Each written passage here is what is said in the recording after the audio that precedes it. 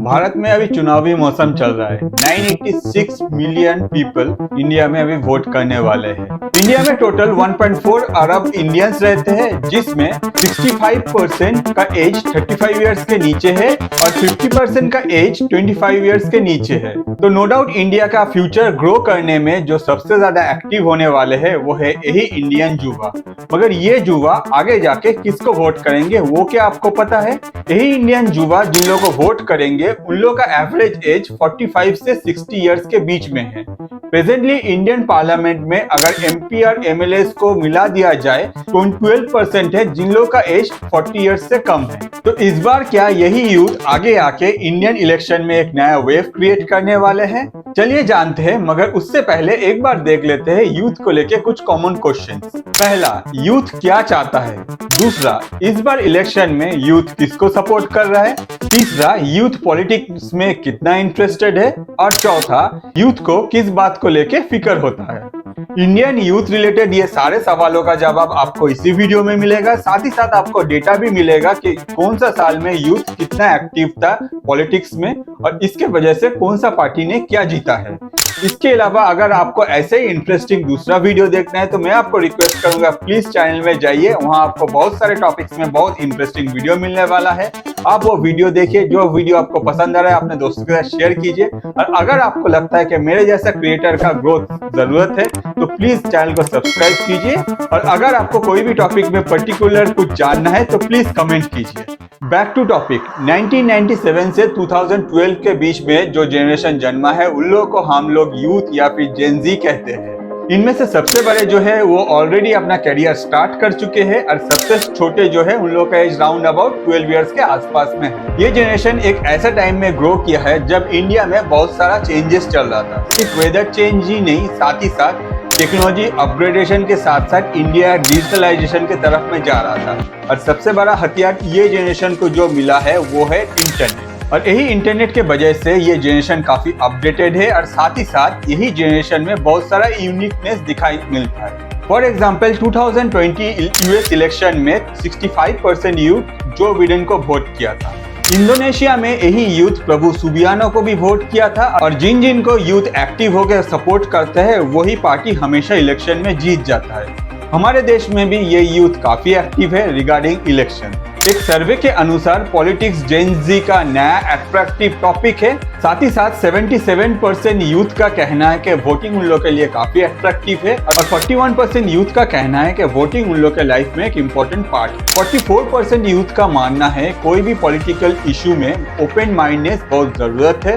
और सबसे अच्छा डिसीजन 15% जेन ज़ी ने लिया है कि वो लोग किसी ऐसे को डेट नहीं करना चाहेगा जो अपना वोट नहीं देता। तो ये बात तो हम लोग के लिए क्लियर है कि इंडियन इलेक्शन में जो जेन ज़ी है वो लोग काफी इंटरेस्टेड है और वो लोग एक इम्पोर्टेंट पार्ट इस इलेक्शन में है।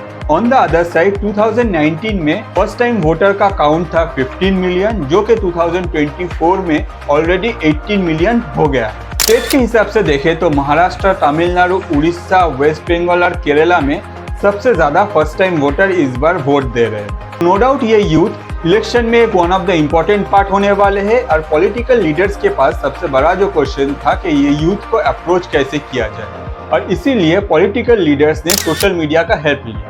इनिशियली हम लोग देखते थे कि ज्यादातर पॉलिटिकल लीडर्स सोशल मीडिया में इतना एक्टिव नहीं है, मगर अभी ये टाइम कम्प्लीटली चेंज हो गया है। रूलिंग ऑपोजिशन आप कोई भी पार्टी लीजिए, हर पार्टी के पॉलिटिकल लीडर्स अभी ज्यादातर टाइम सोशल मीडिया में एक्टिव रहते हैं because they are trying to approach this youth. 40% youth का कहना है कि उन लोगों को पॉलिटिकल अपडेट इंस्टाग्राम से मिलता है, जबकि 26% यूट्यूब, 17% ट्विटर या फिर एक्स से और 12% एफबी से अपडेट लेते हैं about the political issues in India. यही रीजन है पॉलिटिकल पार्टी डिफरेंट टाइम में डिफरेंट कैंपेन रन करता है सोशल मीडिया में ताकि वो लोग यूथ के साथ कनेक्टेड हो पाए। मगर क्या ये स्ट्रेटजी काम करता है? यूथ कैसे अपना पॉलिटिकल लीडर को सिलेक्ट करता है, चलिए पता करते हैं। 15% यूथ का कहना है वो पार्टी के लीडरशिप को देख के वोट करता है और 10% का कहना है वो अपने फैमिली का बात सुन के वोट करता है। 14% का कहना है कि वो लोग पार्टी को देखते हैं कि उसमें कोई यूथ लीडर है या नहीं अगर कोई यूथ लीडर जिस पार्टी में रहते हैं वो उस पार्टी को वोट करते हैं। और 10% यूथ का कहना है कि वो लोग कम्युनिटी या फिर कास्ट को देख के वोट करते हैं, मतलब अपना कम्युनिटी या फिर कास्ट का अगर कोई लीडर है, जिस पार्टी में वो लीडर है उसी पार्टी को वो यूथ सपोर्ट करते हैं। अगर थोड़ा पास्ट में जाके देखें, 1950 से 1960 के बीच में जवाहरलाल नेहरू इंडिया के पीएम थे। उस टाइम में 47% फर्स्ट टाइम वोटर कांग्रेस को वोट किया था इलेक्शन में। जबकि 1970 में इन्फ्लेशन काफी ज्यादा था, अनएम्प्लॉयमेंट सर के ऊपर से जा रहा था, साथ ही साथ इमरजेंसी। उस टाइम में भी 28% फर्स्ट टाइम वोटर कांग्रेस को वोट किया था, मगर उस टाइम में इंदिरा गांधी इलेक्शन हार गए। सिर्फ यही नहीं, 1990 में 32% फर्स्ट टाइम वोटर कांग्रेस को वोट किया था, जबकि 2014 में 34% यूथ बीजेपी को वोट किया था। 2019 आते आते यही यूथ बढ़ के 41% बीजेपी को सपोर्ट किया, जबकि 2014 और 2019 में सिर्फ 19% यूथ कांग्रेस को वोट किया। तो ये बात तो क्लियर है, अगर इंडिया में इलेक्शन जीतना है तो यूथ के लिए कुछ करना पड़ेगा। तो यूथ का कुछ कॉमन डिमांड हम लोग को हमेशा देखने मिलता है, जिसमें सबसे जो मेन इंपॉर्टेंट डिमांड है कि अनएम्प्लॉयमेंट। अगर इंडिया में सही तरह से एम्प्लॉयमेंट होता रहा तो यूथ उसी पार्टी को वोट करेगा जो एम्प्लॉयमेंट क्रिएट करेगा। हर साल 8 million young Indian job sector में एंट्री लेते हैं, जबकि 2014 में 34% और 2024 में 51.3% यंग इंडियन को नौकरी मिला। सिर्फ अनएम्प्लॉयमेंट नहीं, इसके अलावा भी डिफरेंट टाइप ऑफ इश्यूज है यूथ का। जैसे 18% यूथ का सोचना है प्रॉवर्टी इंडिया में one of the major issues है, 13% इन्फ्लेशन, 6% करप्शन और 4% इंडिया का जो बढ़ती पॉपुलेशन है उसको लेके भी चिंतित है। ये सारे फैक्टर्स को लेके यूथ काफी कंसर्न है, और यूथ जब अपना लीडर सिलेक्ट करता है at that point of time वो यही फैक्टर्स को प्रायोरिटी देते हैं अपना लीडर सिलेक्शन के लिए। इन सब में जो अच्छी बात है कि इंडियन यूथ पॉलिटिक्स और पॉलिटिकल मूवमेंट को लेके काफी कंसर्न है। हर कोई अपने तरफ से डिफरेंट मूवमेंट को फॉलो कर रहा है, और इसके वजह से आगे जाके वही यूथ जब वोट देने आते हैं तो वो लोग के पीछे एक कारण होता है कि वो लोग अपने लीडर को क्यों वोट दें। इन सब के अलावा कुछ इश्यूज अभी भी है।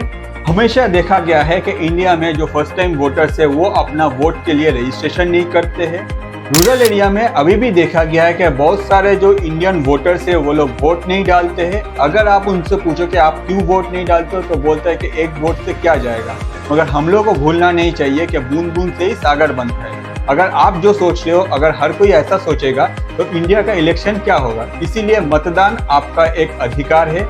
आपके देश को अगर आगे बढ़ाना है तो आपका देश के लिए आपको वोट डालना चाहिए। आप भी जाइए वोट देने में।